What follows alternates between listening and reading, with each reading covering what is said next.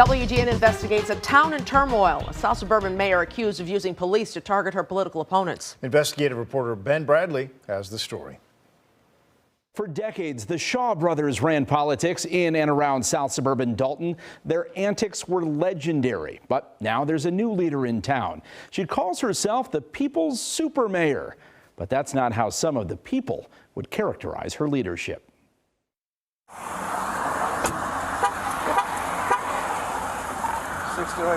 Show me 23.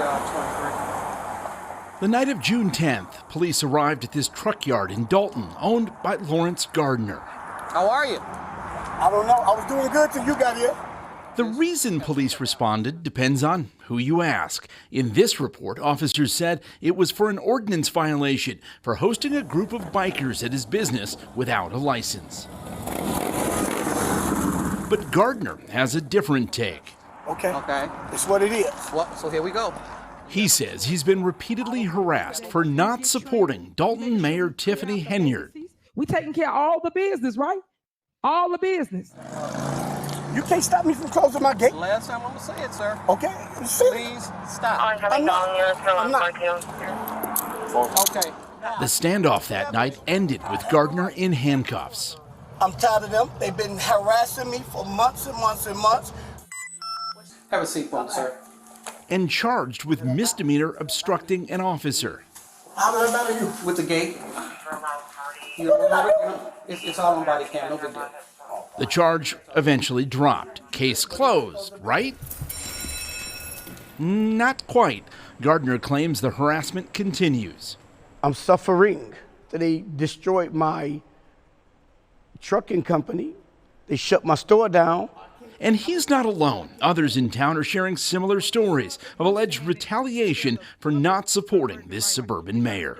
It's a regular occurrence. She uses the police force to intimidate residents. The Dolton Park District's director said in her case, the mayor objected to a car show on park property and shut down the event. It felt like an abuse of power. She used her entire police force to come in and prevent something from happening because things didn't go her way, really.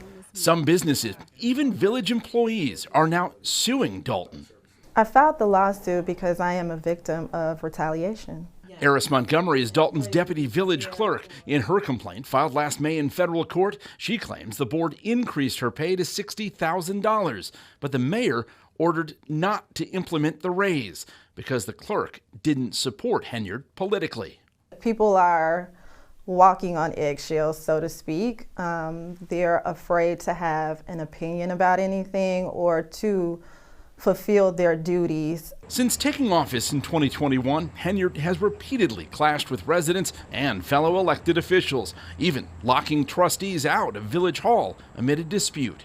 This is the second time she did this. That was 2021. 2 years later, dysfunction is still the definition of a Dolton Village Board meeting. You the ones that's costing the village money. I don't have that call. All right.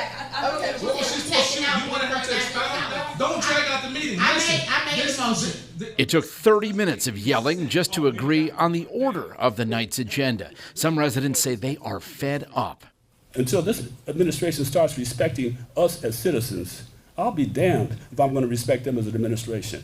3.5 hours later, we had a quick chance to chat with the mayor. At what point is this dysfunction a reflection on your leadership?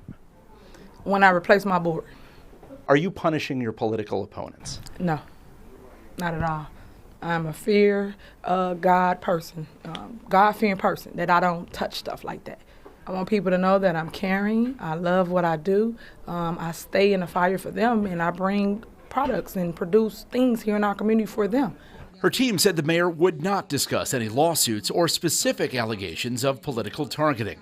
From my perspective, they're sort of kicking these cans down the road and not doing much to defend them. Oh, there you are. Attorney Patrick Walsh represents Dolton's deputy clerk and another village employee, both of whom are suing the suburb, alleging they were victims of political retaliation. We've had cases in other municipalities. It certainly happens, but not on this scale. They don't even take steps to try to hide it. Gardner says he's also considering a lawsuit alleging the village illegally shut down his candy store. I lost it all. And his trucking business.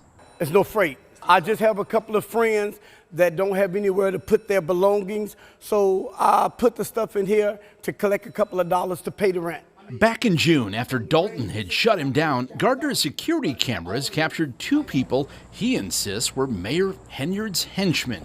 Here it is. Here's the lock they cut. The night of his arrest, Gardner asked if cops were the ones who cut his lock. You know you shouldn't have cut that lock off and went in my property. So You shouldn't have done that. Again, I'm gonna say this and then I'm gonna let it go. Nobody cut a lock off your property. Okay. Okay? All right. But Gardner's not giving up or giving in. And then when I call and try to find out, it's always, you have to talk to the mayor. You got to talk to the mayor. Well, the mayor never answered the phone. Nobody else can say anything. Our story isn't over. One of the many things trustees and the mayor can't agree on is how tax dollars are being spent. Digging through the records, we found trips to Las Vegas, thousands spent on meals and more. Those details Wednesday on the WGN News at 9. Back to you.